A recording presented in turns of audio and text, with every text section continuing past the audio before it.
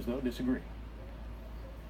This is a game that we love, and it's a game that I played growing up and had a lot to do with who I am today. And if we're going to promote that game, we want to make sure it's as safe as it can be. A lot of concussions are caused with helmet-to-helmet contact, but it's also caused with the head hitting the turf. All right, let's bring in Wendy Patrick, a veteran prosecutor and trial attorney, and Richard St. Paul, criminal defense attorney and former prosecutor. Wendy, what's your take? Well, I got to tell you, calling football child abuse, those are fighting words to football lovers. And, you know, the problem is it's a game changer in terms of the research, but they're not going to change the game. Nobody would watch it. So what we have to look at is this actually something that can establish the intent requirement, whether it's knowledge, recklessness, negligence, necessary for criminal liability. I don't think we're there yet, but now that we all know about the research, we may ease into accepting this and acting accordingly, especially with our young people. Yeah, Richard, what's your take? Well, look, criminalizing football is certainly, we're a long way off from that. And especially when we're looking at the research, we're talking about kids 6 to 14 years old. There's no research that says that the speed in which they tackle, the rules don't protect the young people from head injuries.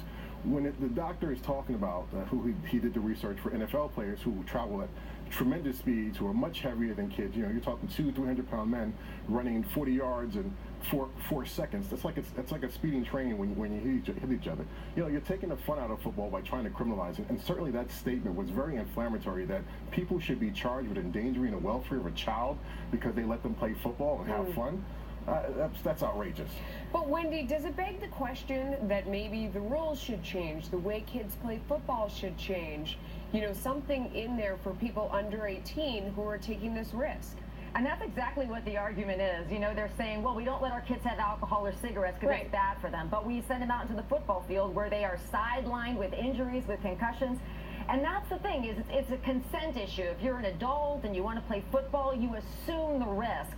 But the argument is we shouldn't assume the risk for our young people. But it's true. They're fighting words. It's inflammatory. It's an emotional argument. Not to say we won't be there maybe 20 years from now when we understand much better what's at stake.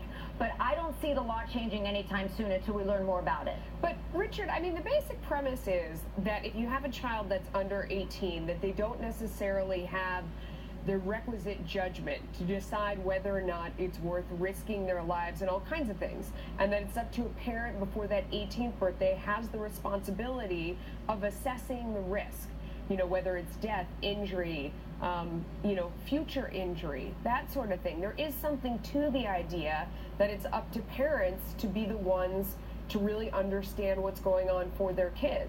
Well, certainly parents have the ability to make decisions for their child under the age of 18. However, does that mean that they should stop letting them go outside, stop crossing the street? They should let them not go to the playground where you can all suffer injuries, go to school where they're susceptible to fights and drugs. There are inherent risks just in getting up in the morning. Football, and I've played football, as you can probably tell from my size, from a young age up through college. But football is a fun sport. And when we're talking about, when you look at this study, we're not studying the effects of ages from 16 to 14 or 16 to 17. We're talking about NFL players. And again, that is inherently more dangerous because of the speed and the size in which these individuals I hear your point.